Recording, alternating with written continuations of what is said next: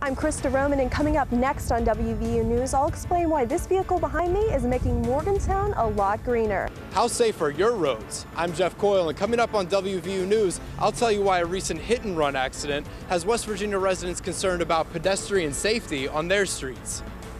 I'm Casey Hott, and I'll tell you how a tragedy on one campus has affected the safety of campuses all throughout the nation. WVU News starts now.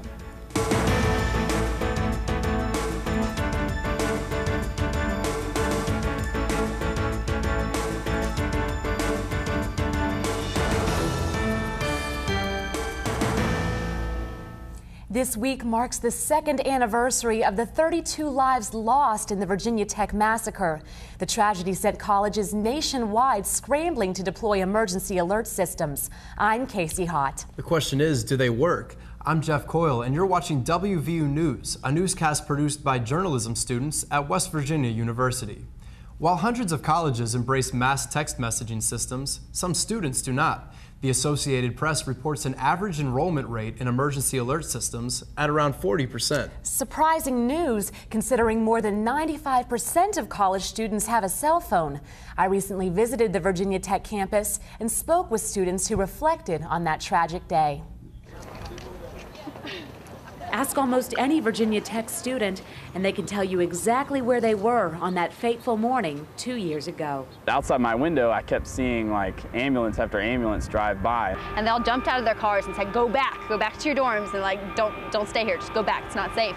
And then that's when it happened. They brought a body bag outside of Norris Hall, and then you knew something was bad.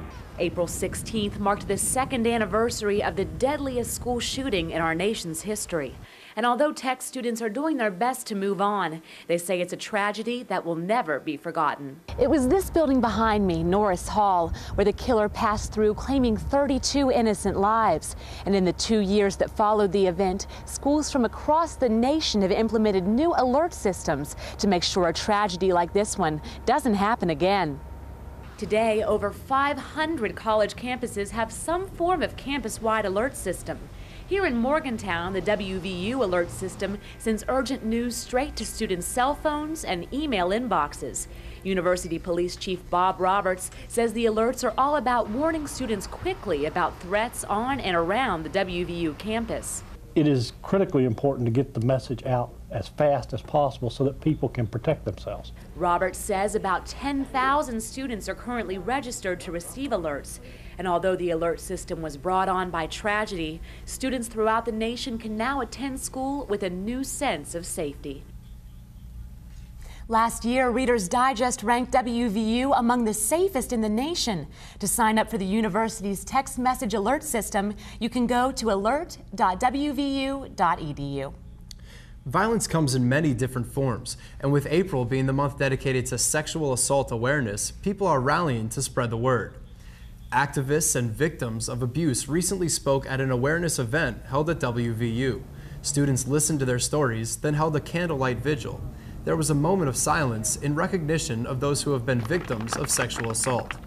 Deb Beasley is the coordinator of the Sexual Assault Prevention and Education Program at WVU. She says it's everyone's responsibility to prevent sexual assault. The only way change is really going to happen is when you, the students, decide you're not going to let him carry her away. You're not going to leave her alone in the corner. You're not going to, it's really got to be a grassroots effort. It's got to be courageous bystanders saying, no more. We're not going to let this happen on our campus. 1 in 4 women become victims of sexual assault while in college. If you want to report an assault or speak with a counselor, you can call the National Sexual Assault Hotline at 1-800-656-HOPE. Police continue to investigate a recent hit-and-run accident that landed 2 WVU students in the hospital. I hit the pavement to find out, how safe are you when crossing the street in downtown Morgantown? 3 pedestrians were recently struck by an SUV while crossing Fayette Street in downtown Morgantown. Bill Rieger Nash rides his bike 12 miles to work at the Health Sciences Center every day and says it's often a dangerous commute. Our facility here is like a medieval castle. It's surrounded by a moat. But the moat, instead of having alligators to protect the facility, is surrounded by this 5 lanes of uncontrolled traffic. It's almost impossible for people to easily cross that moat. Morgantown Police Chief Phil Scott says the city is constantly working to make the roads more pedestrian-friendly. A lot of times it takes something bad to make something good happen, but there's always something going on. It's always an issue, or more of an issue in Morgantown a lot of times than it is in other places, just because of the high numbers of pedestrians that we have. The Federal Highway Administration allows states to use up to 10% of their highway dollars for alternative transportation costs. But in West Virginia, they use only 1/2 of 1% of these funds. Rieger Nash thinks the state will continue to have more problems until they start spending more money. The amount of money that we have for this is just not enough to address the monumental problems of pedestrian safety and accommodation that we have. For now, he'll be more careful when he crosses these moats in Morgantown. The Morgantown City Council recently passed a pedestrian safety plan to fix problems in the community, such as the width of sidewalks and upgrades needed to crosswalks. You can download the entire plan from the city's website at morgantown.com. Time ran out on several key bills during the 2009 legislative session, including Governor Joe Manchin's proposal to change the school calendar, raising taxes on businesses, and raising the state tobacco tax. Legislators did salvage a few bills at the last minute, like placing a nearly $5,000 cap on the promised scholarships per year and creating a cabinet-level office to coordinate state health and wellness initiatives. All bills go to the governor's desk to be signed into law. Manchin also has the option of vetoing any bills he believes may be harmful to the state. The legislature recessed on May 26th, when lawmakers will begin working on the 2009-2010 state budget. While state officials are taking measures to improve health and safety in the Mountain State, local officials are focusing on keeping Morgantown clean and green. Krista Roman reports on a unique way the city of Morgantown is dealing with litter. It's called the Litter Getter, and it's brand new to the area. Monongalia County Litter Control Officer Anthony Giambroni says the vehicle has already made a noticeable difference in cleaning up the roads surrounding Morgantown. Overall, just being more efficient with what we do, with it, covering more territory and covering it faster so we can come back and do some other things. Jim Luzader operates the state-of-the-art vehicle and believes residents of Monongalia County could make his job a lot easier by simply avoiding littering.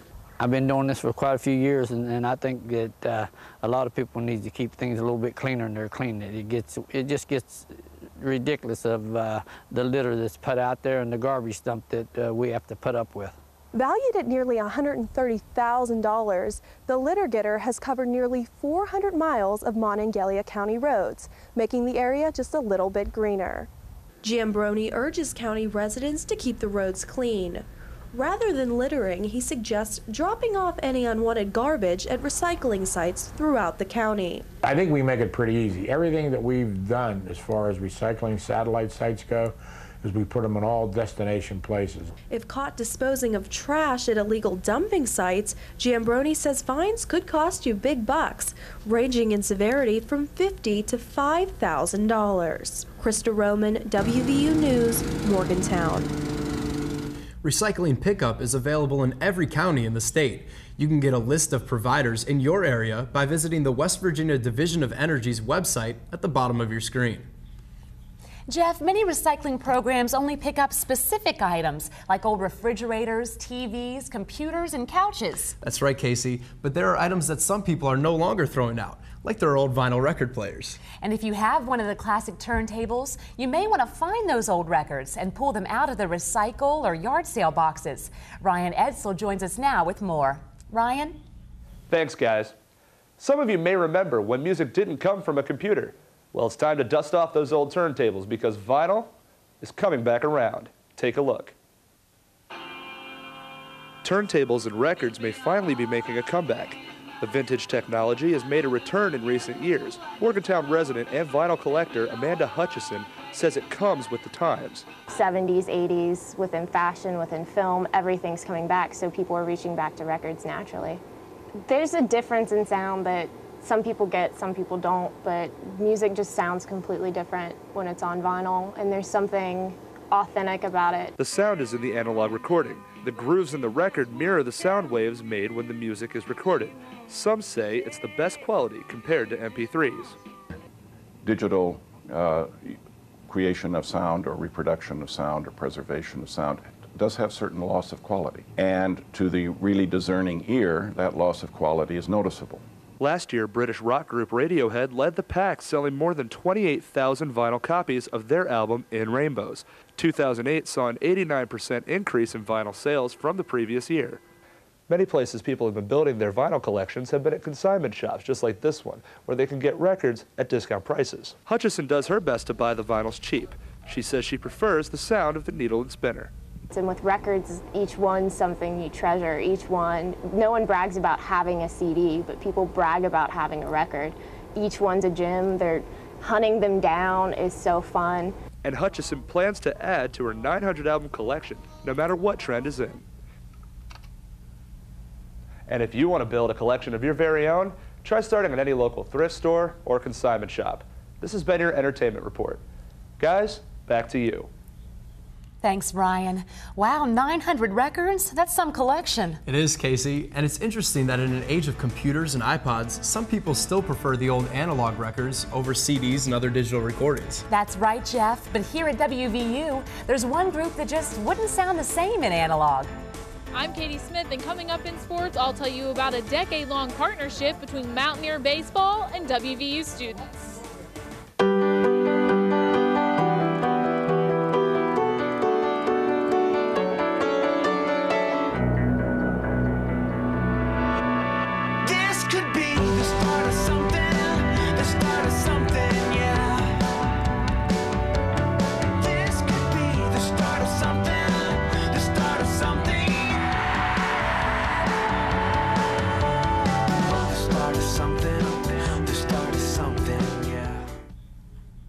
For many of us who love sports, the announcer who calls the shots can be just as important as who's playing.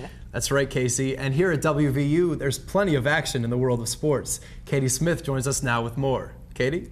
Thanks, guys. Football, basketball, baseball. We all have a favorite sport, but when you're rooting for your team, what you don't see is who's calling the shots, literally. If you listen to 91.7 FM on campus, you won't hear the sports staff of U92 just talking batting averages. They'll be bringing it to you live. So all you sports fans, stick around and meet the faces behind the mics.